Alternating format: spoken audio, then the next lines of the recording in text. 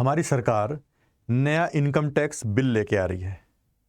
जो 1961 के अधिनियम के तहत हम इनकम टैक्स वगैरह देते थे या उसके तहत जो संचालित होता था, अब उसको नए आईटी एक्ट या इनकम टैक्स एक्ट 2025 के द्वारा रिप्लेस किया जाएगा।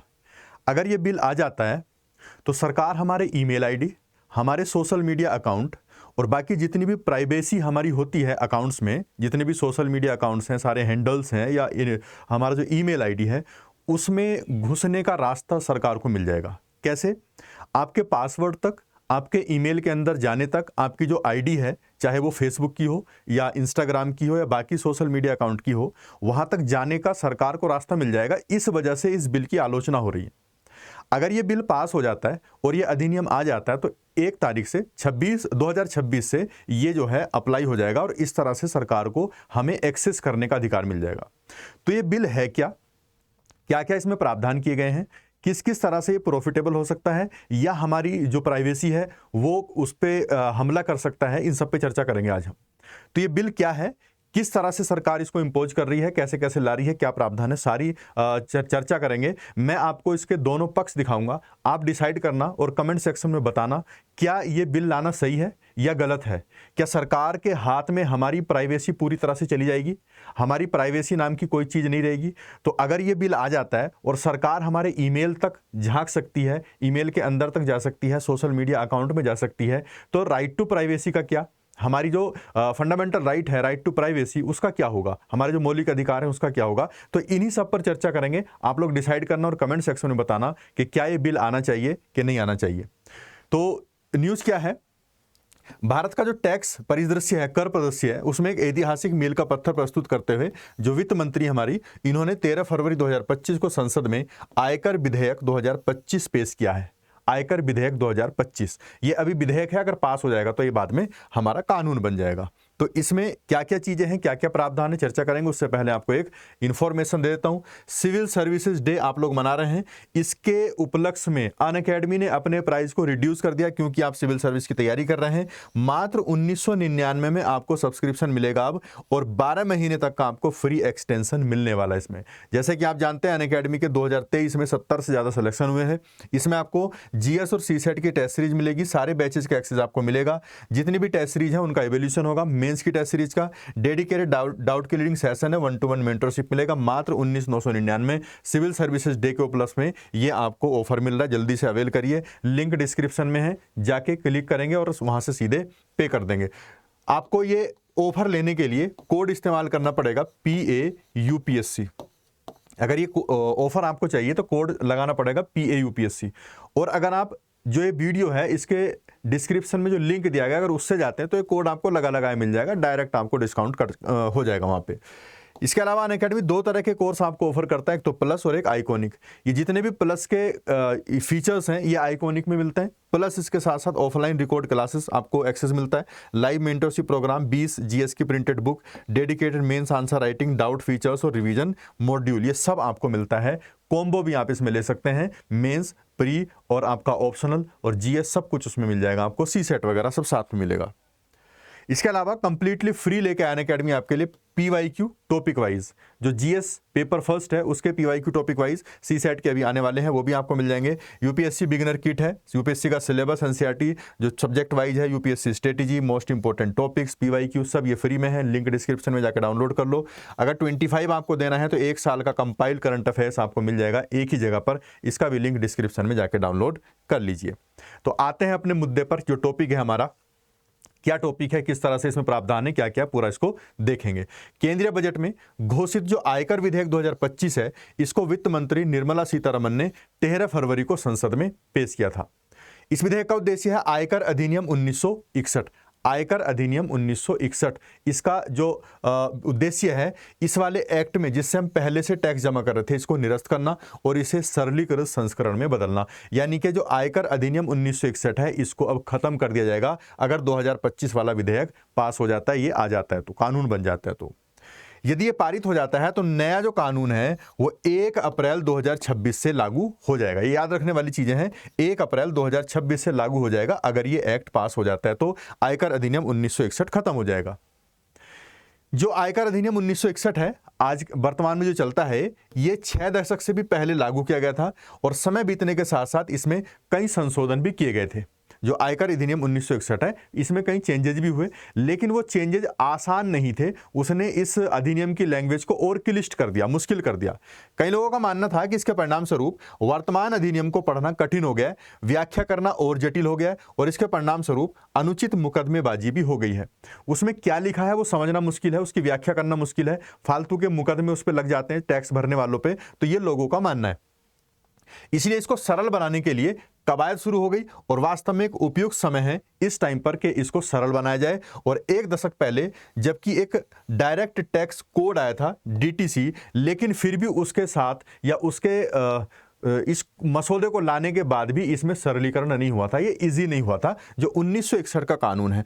ओवरऑल अगर हम देखें तो 1961 का जो IT एक्ट है, इनकम टैक्स एक्ट, ये अभी भी सिंपलीफाइड नहीं हुआ था, ये काफी क्लिष्ट था, मुश्किल था इसको समझना और मुकदमेबाजी फालतू की लोगों पर इस पे होती रहती थी। विश्व स्तर पर भी अगर हम UK की बात करें, ऑस्ट्रेलिया की बात करें, इन्होंने भी अपने कराधान कानूनों में स्पष्टता लाई है ताकि लोगों को आसानी से समझ आ जाए और इसी के तहत अभ्यास किए हैं। और भारत में भी एक नया सरलीकृत आयकर कानून निश्चित रूप से समय की मांग थी। तो जैसे पूरी दुनिया में अलग अलग देश अपने अपने जो इनकम टैक्स कानून है उनमें चेंज कर रहे हैं, इंडिया में भी इसकी जरूरत महसूस हो रही है। ये जो विधेयक है 60,000 से ज्यादा मानव घंटे का निवेश करके तैयार किया गया है। जो IT एक्ट 25 है, ये जो आ रहा है, इसको 60,000 से भी ज्यादा घंटे लगाए गए हैं और उसके बाद ये तैयार किया गया है। और इसमें 46 अध्याय हैं और 5.12 लाख शब्द हैं इसके अंदर, यानी कि इतना ब्रॉड इसको एक्सप्लेन किया गया है ताकि आसानी से लोगों को समझ आ जाए। अनुभाग जो है इसमें उनकी भी संख्या घटा दी गई, पहले 800 से ज्यादा अनुभाग थे, अब इसमें 536 अनुभाग कर दिए, यानी कि फालतू की चीजें जितनी भी थी वो निकाल दी हैं, जो समझ से बाहर थी वो भी निकाल दिए हैं। दूसरा क्या है, विधेयक में कई स्थानों पर इस्तेमाल की गई भाषा बेहद स्पष्ट है, इजी लैंग्वेज का इस्तेमाल किया गया है, स्पष्ट साफ तौर से वर्ड उसमें इस्तेमाल किए गए हैं और पाठक के अनुकूल है क्योंकि इसमें पारंपरिक बरबोस शैली के विपरीत तालिकाएं और सूत्र दिए गए हैं। इसमें लिस्ट बना के तालिकाएं बना के दिया गया है और इसमें सूत्र भी दिए गए हैं ताकि जो पढ़ने वाला है उसको समझ आ जाए। सबसे महत्वपूर्ण पहलू में से एक है इसका पिछले वर्ष और मूल्यांकन वर्ष की जगह, यानी कि जो पिछला IT एक्ट था 1961, उसमें पिछला वर्ष और मूल्यांकन वर्ष वर्ड का इस्तेमाल किया गया था, इसमें कंफ्यूजन होता था, इसको हटा के अब कर दिया है कर वर्ष। कर वर्ष भारत में जब जो है टैक्स ईयर की बात होगी, अगर ये विधेयक पास हो जाता है तो कर वर्ष की बात होगी। तो इसमें जो है इसका उपयोग करके तुलनीय कर क्षेत्राधिकारों की लीग में शामिल होने का प्रयास कर रहा है। पिछले वर्ष और मूल्यांकन वर्ष की वर्तमान शर्तें स्पष्ट रूप से फॉर्म में या चालान में दाखिल करते समय करदाताओं द्वारा गलतियों का कारण बन रही थी। अब केवल एक अवधि होगी कर वर्ष, उसके साथ उम्मीद है कि इसमें भ्रम से बचा जा सकेगा। यानी कि जो इसमें भ्रम पैदा होता था कि पिछला वर्ष है मूल्यांकन वर्ष है, कौन सा वाला होगा जिस पे हम टैक्स दे रहे हैं, अब वो खत्म हो जाएगा। अब क्या होगा, कर वर्ष टैक्स ईयर, जिसका टैक्स होगा उसकी बात होगी। मोटे तौर पर उस मामले के लिए निवास की परिभाषा, यहां तक कि वेतन संबंधी प्रावधानों में कोई बदलाव नहीं किया गया है। जहां हम निवास करते हैं, जहां पर कोई हम बिजनेस करते हैं, उसकी कोई परिभाषा चेंज नहीं की गई है और ना ही जो वेतन है सैलरी उसके बारे में कोई चेंज किया गया है। वास्तव में 2 कर व्यवस्थाओं का चुनाव व्यक्तिगत करदाताओं के लिए उपलब्ध रहता है। कर दरों में कोई बदलाव नहीं हुआ है और पूंजीगत लाभ कर व्यवस्था भी जस की तस बनी हुई है। यानी कि जो बेसिक चीजें हैं वो वैसी बनी हुई है जैसा है, जो टैक्स स्लैब है वो अलग उसका वैसी बना हुआ है, लेकिन इसमें जो वर्ड्स हमको परेशान कर रहे थे, जिनकी वजह से भ्रम पैदा हो रहा था, उनको चेंज किया गया है। ड्राफ्ट डायरेक्ट टैक्स कोड, प्रत्यक्ष कर संहिता इसको बोलते हैं, एक प्रस्तावित ढांचा है। प्रत्यक्ष कर संहिता इसे भारत की जटिल प्रत्यक्ष कराधान प्रणाली को समझने के लिए डिजाइन किया गया है। तो ड्राफ्ट डायरेक्ट टैक्स कोड क्या होता है ये भी आपको पता होना चाहिए। ये एक ढांचा है। इस संहिता का उद्देश्य है मौजूदा आयकर कानूनों को समेकित करना, उसको कंपाइल करना, समेकित करना एक दूसरे के साथ, और पारदर्शिता बढ़ाना और अनुपालन बोझ को कम करना। जितना भी टैक्स है उसको पारदर्शी होना चाहिए, उसका जो बोझ है जितना भी वो कम करना चाहिए, ये इसका उद्देश्य है। इसका उद्देश्य है विभिन्न प्रावधानों की स्पष्ट परिभाषा प्रदान करना और भारतीय कर कानूनों को वैश्विक मानक के स्तर पर ले जाना। यानी कि हमारे जो टैक्स कानून है उनको इंटरनेशनल लेवल पर लेके जाना इसका मतलब है। और जो वर्तमान प्रणाली है कराधान की, उसकी अकुशलताओं को दूर करना, उसके अंदर जो कमियां हैं, अकुशलताएं हैं, उनको दूर करना इसका मकसद है। तो एक तो ये है इसका ड्राफ्ट किस तरह का है। अच्छा, डायरेक्ट टैक्स में कौन कौन से टैक्स होते हैं, जैसे इनकम टैक्स है, कैपिटल गेन टैक्स है, कॉर्पोरेट टैक्स है, स्टेट टैक्स है और वेल्थ टैक्स है। ये सब टैक्सेस इसके अंदर में आएंगे, जो इसमें हम डायरेक्ट टैक्स की बात कर रहे हैं। इस कानून से, अगर ये कानून बन जाता है तो इससे क्या लाभ होंगे हमको। कर कानूनों का सरलीकरण होगा, सिंपलीफाई कर देंगे, जो हमारे टैक्स कानून है उनको सिंपलीफाई कर दिया जाएगा। पारदर्शिता बढ़ेगी, जहां भ्रम पैदा हो रहा था अब वो पारदर्शिता रहेगी, बिल्कुल साफ साफ रहेगा, क्रिस्टल क्लियर हो जाएगा। आर्थिक समृद्धि बढ़ेगी, यानी कि सरकार का इसमें टारगेट ये भी है ज्यादा से ज्यादा लोगों को टैक्स स्लैब में लाया जाए, ताकि ज्यादा से ज्यादा लोग टैक्स दें और देश को पैसा मिले। राजस्व संग्रह, यानी कि कर इकट्ठा किया जाएगा, टैक्स इकट्ठा किया जाएगा और कर आधार को व्यापक बनाया जाएगा, जो टैक्स का बेस है उसको भी ब्रॉड किया जाएगा, व्यापक बनाया जाएगा।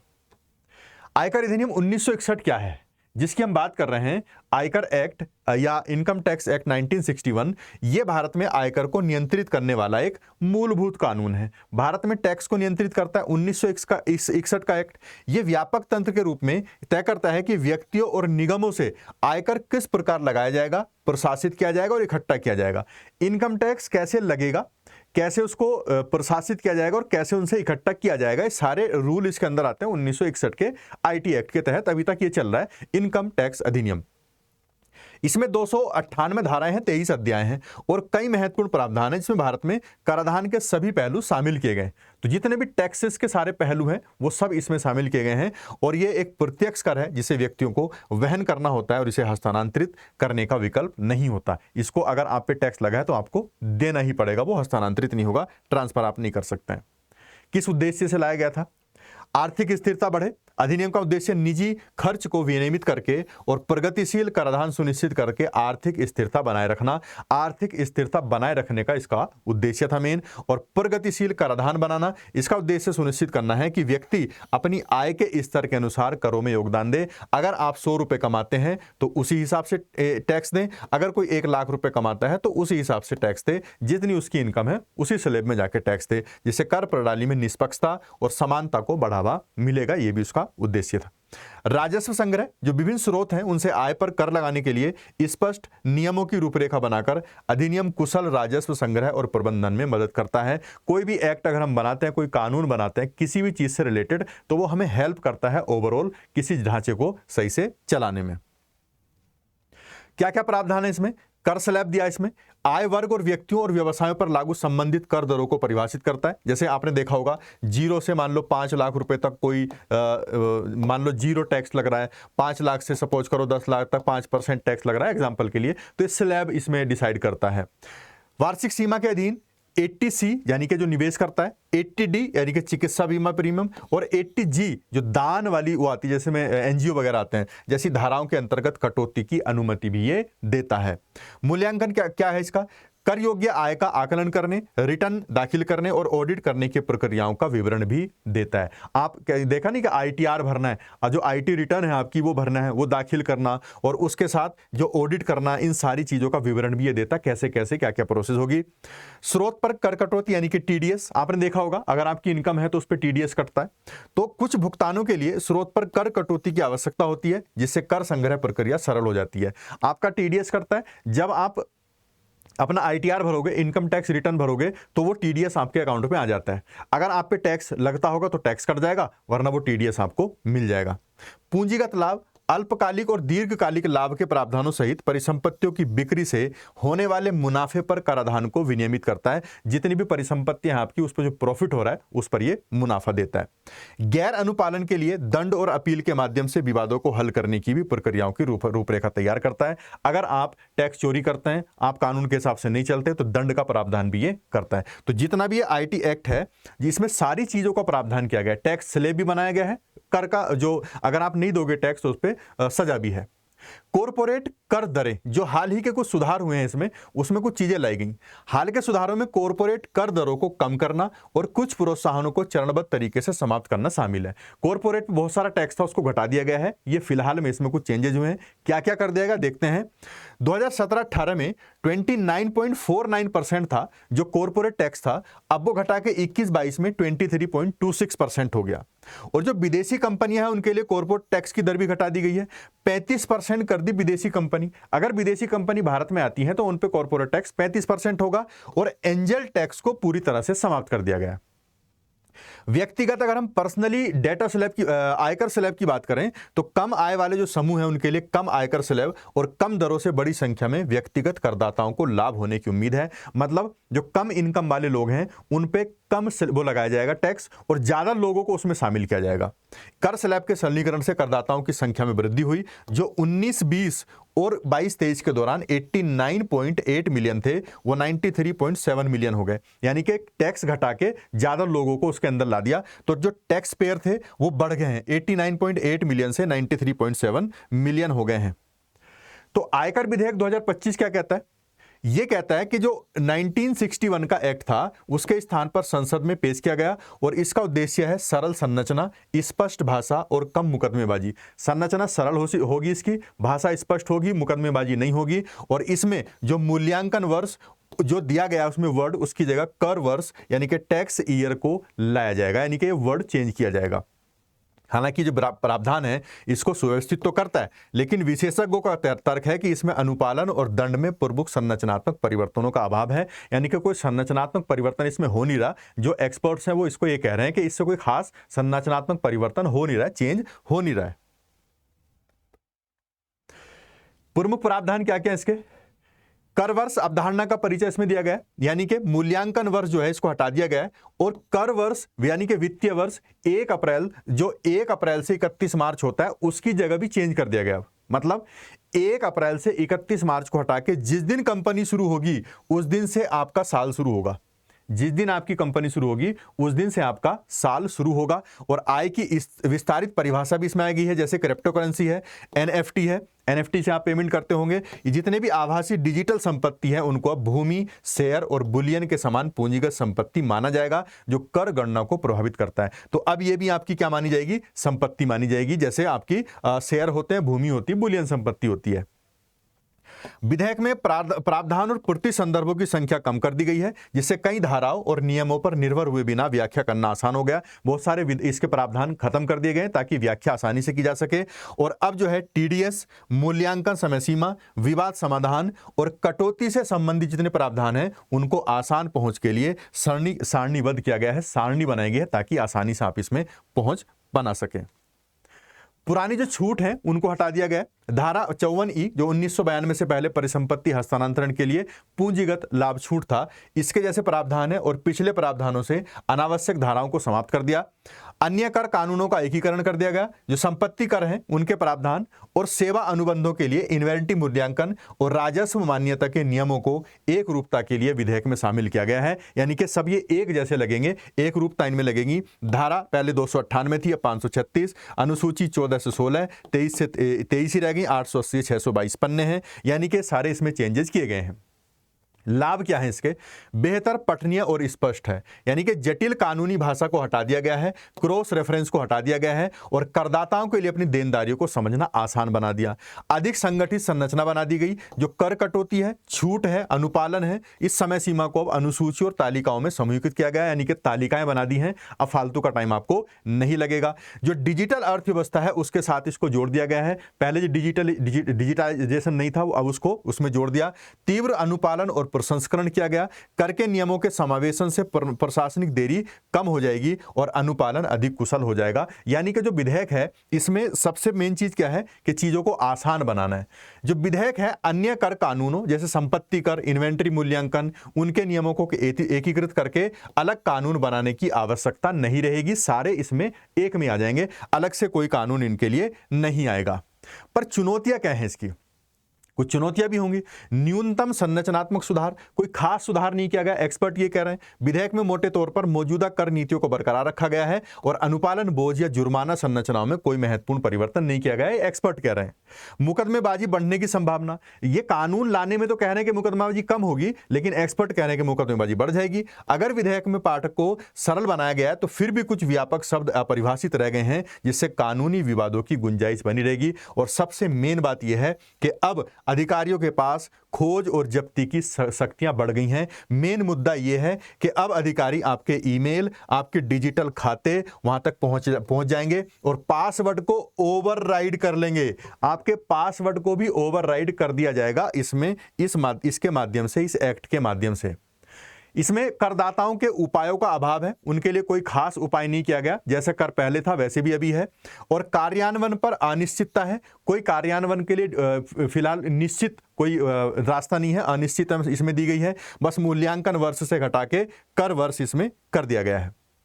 ठीक है, तो आगे इसमें कैसे बढ़ा जा सकता है, आप इसमें एक यूपीएससी के एस्पिरेंट के हिसाब से इसमें अपनी इनपुट दे सकते हैं कि डिजिटल गोपनीयता सुरक्षा को मजबूत करके सरकार इस पे आगे बढ़ सकती है, एक चेंज कर सकती है। जो सरकार अधिकारियों को अधिकार मिल रहा है कि वो ईमेल के अंदर घुस जाएं, प्राइवेट अकाउंट में घुस जाएं, वो उसको गोपनीयता बनाए रखनी चाहिए। विवाद जो संसाधन है, समाधान है, उसके ढांचों में सुधार करना चाहिए। कर परिभाषाओं को स्पष्ट करना चाहिए और अनुपालन राहत उपाय लागू करने चाहिए। ये सारे चेंजेस हो सकते हैं। अगर सरकार ये एक्ट लेके आ रही है तो इन एक्ट के माध्यम से इसमें सुधार किया जा सकता है। कर वर्ष प्रणाली में सुचारू परिवर्तन भी सुनिश्चित किया जा सकता है, इसमें चेंजेस कर सकते हैं।